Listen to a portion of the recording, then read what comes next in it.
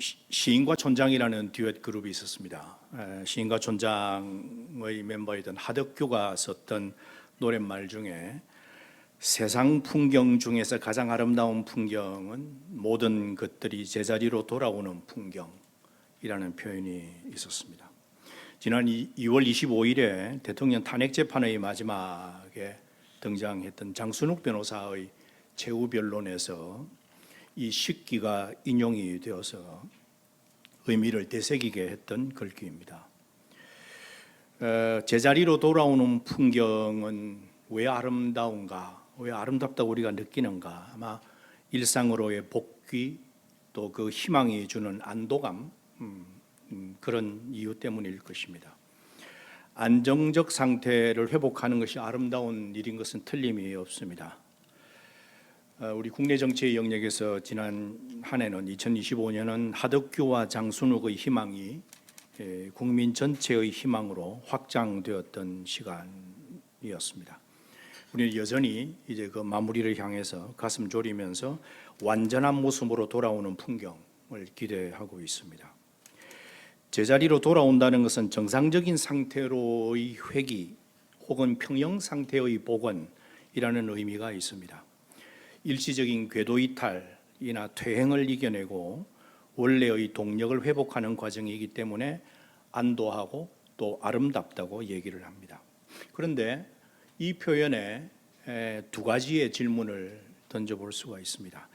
정상적인 상태라고 하는 것은 과연 존재하는가의 질문이고, 제자리로 돌아간다는 것은 심리적 안도감을 주는 것은 사실인데, 안도감, 익숙한 것, 이런 것들이 과연 정상일까 하는 다소의 좀 도발적인 질문이기도 합니다. 또 하나의 질문은 제자리로 돌아오는 아름다운 풍경이라고 하는 이 논제가 과연 국제정치에도 적용이 되겠는가? 국제정치에도 정상이라는 것이 존재하고 지금 이 어려운 시기가 지나고 나면 국제정치는 다시 소위 말하는 정상의 상태로 회귀할 것인가 하는 질문입니다. 2025년은 여러 사람들이 관찰하는 대로 국제 질서가 대전환의 시대로 마침내 진입을 했다, 이렇게 기록할 만합니다. 그 이유 중에 하나가 트럼프의 재등장이었고, 또 그와 함께 명백하게 드러난 미국의 행동 때문이기도 합니다. 관세 횡포, 대미 투자 강압, 이런 조치들은 20세기 후반기에 우리가 관찰해왔던 국제 질서의 기본 원리, 소위 말하는 자유무역의 질서를 심각하게 흔들었습니다. 그래서 20세기가 이제 공식적으로 끝나가는 시점에 왔다고 지적하는 사람들이 많이 있습니다.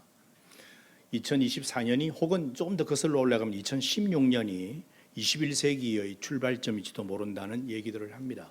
이것은 곧 영국의 역사학자 에리 홉스봄이 20세기를 극단의 시대라고 명명하면서 그 20세기의 시작점을 1914년, 1900년이 아니라 1914년이라고 했던 것과 마찬가지의 논조겠죠.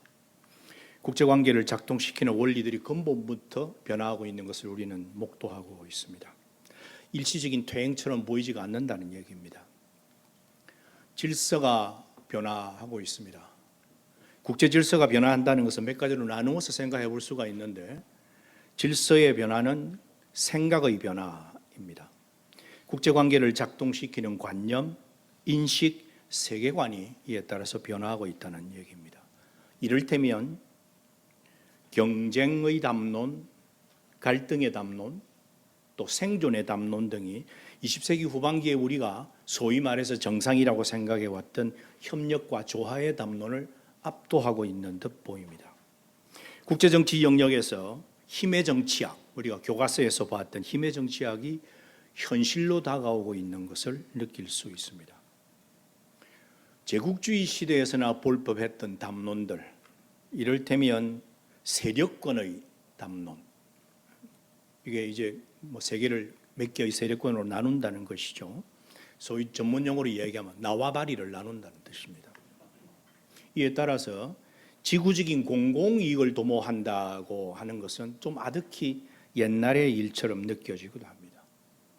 생각과 담론의 영역에서 또 하나의 큰 변화는 민족주의 담론이 다시 국제정치 무대에 발흥하고 있는 것을 볼 수가 있습니다. 아마 시진핑의 중국몽도 그러지만 무엇보다도 우리가 명백히 목격하고 있는 것은 바로 미국의 마가주의입니다. 미국 우선주의라고 불리는 인식적 경향을 얘기합니다. 민족주의가 국제정치에 미친 역사를 되돌아보더라도 아마 협력보다는 갈등, 경쟁을 부추기는 요소가 될 수 있습니다. 멸시와 혐오, 배타와 경계 심리가 국가와 국가 사이의 선을 넘어서 국제정치의 장으로 확장될 수가 있습니다. 이런 민족주의 정서는 연쇄 반응을 일으키도록 되어 있습니다. 질서가 변화한다는 것은 국가 행동이 달라진다는 뜻이기도 합니다. 개별 이익의 확장을 위한 행동들이 점점 노골적인 방식으로 전화될 가능성이 많이 있습니다. 이를테면 거친 행동들이 좀 분별력 있는 행동, 국가들의 행동을 압도할 가능성이 있고, 미국의 경우 세계 경찰 역할을 이제 공식적으로 종언하겠다고 하니 세계 정치의 치안부재의 현상이 나타나게 될 것이고, 치안부재는 지역 분쟁이 국제적인 관리, 통제를 아주 쉽게 벗어나 버릴 수 있는 상황을 의미하기도 합니다. 또 미국발 국가 행동의 특징 중에 하나가 바로 거래 중심의 행동들입니다. 이익계산법들이 다른 여차의 가치들을 압도하게 되는 이런 행동 패턴이 나타날 가능성이 있습니다. 질서의 변화는 제도적 변화를 의미하기도 합니다. 그간 지구적인 문제 해결이라고 하는 걸 위해서 여러 가지 장치들을 고안해 두었는데, 이를테면 국제 레짐, 다자주의적 레짐 같은 것들이겠죠. 다자주의 방식들은 점차 퇴조하고 특정한 이슈에 대해서는 양자주의, 국가의 단독적인 행동, 이런 것들이 더 드러날, 더 부각될 가능성이 있습니다. 질서의 변화는 권력적인 구조 변화를 직접적으로 반영하기도 합니다. 주지하다시피 세계적인 수준의 미국과 중국의 대립 구도는 쉽게 완화될 조짐이 보이지 않습니다. 지금은 외교적으로 봉합하는 수순인 듯 보이나 일시적인 갈등의 봉합이나 각종 유예 조치들, 그런 구조적인 문제, 힘과 힘의 성장과 차이, 이런 구조적인 문제에 대한 근본 해법은 아니라고 생각합니다.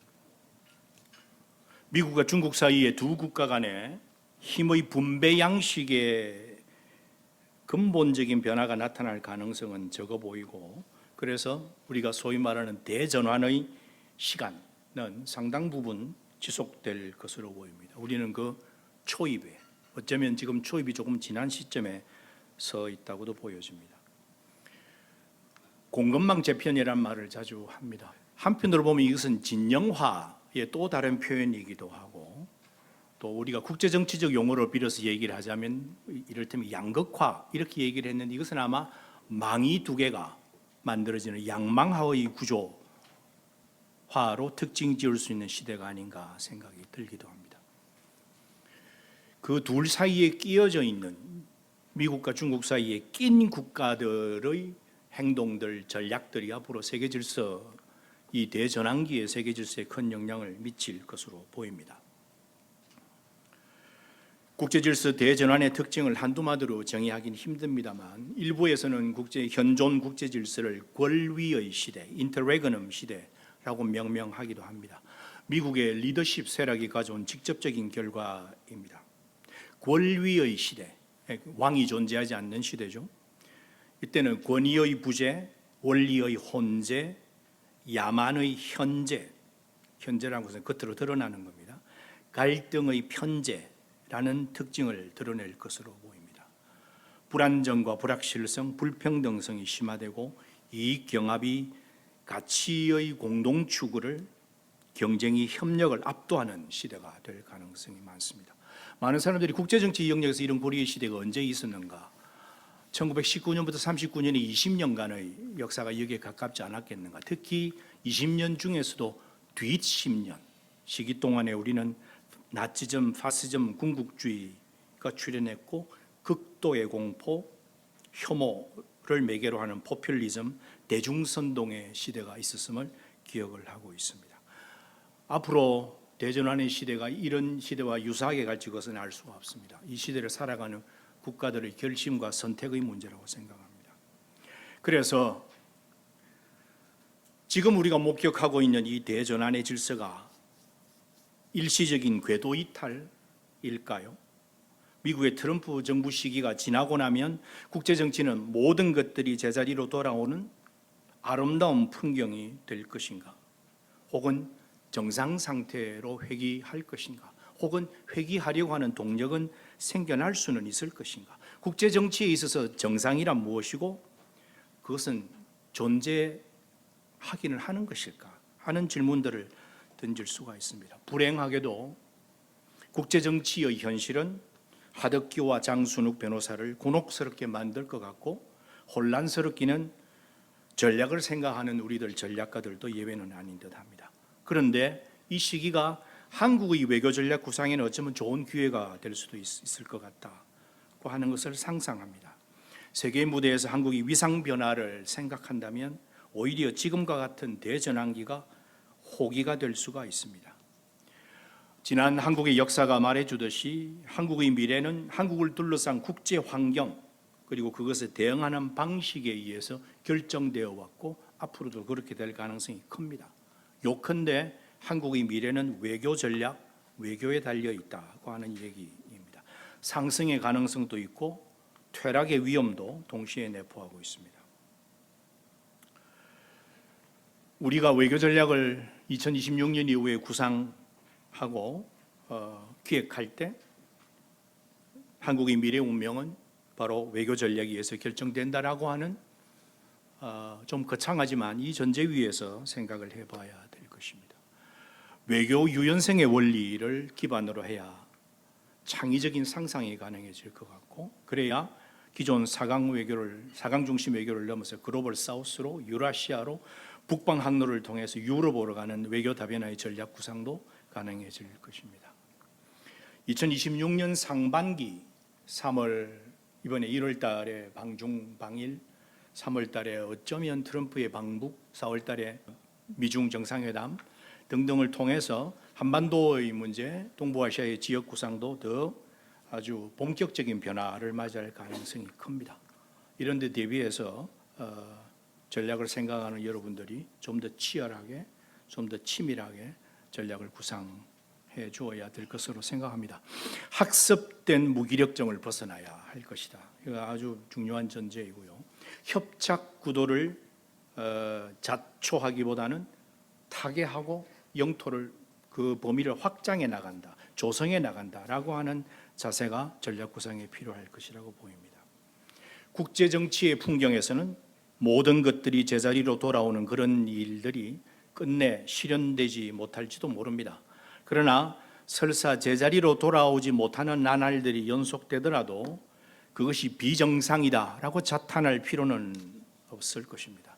그 미래의 나날들 속에서 우리가 노인 풍경 혹은 시인 황동규의 표현대로 그대가 앉아있는 배경을 아름답게 만들려는 노력은 끊지 말아야 합니다.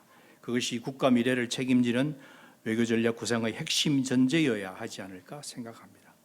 세상에서 가장 아름다운 나라를 만드는 외교, 그것이 1947년 백범의 꿈이 아니었을까 생각해 봅니다. 2025년 잘 마무리하시고 희망의 2026년 행복하게 맞으시길 바랍니다. 경청해 주셔서 감사합니다.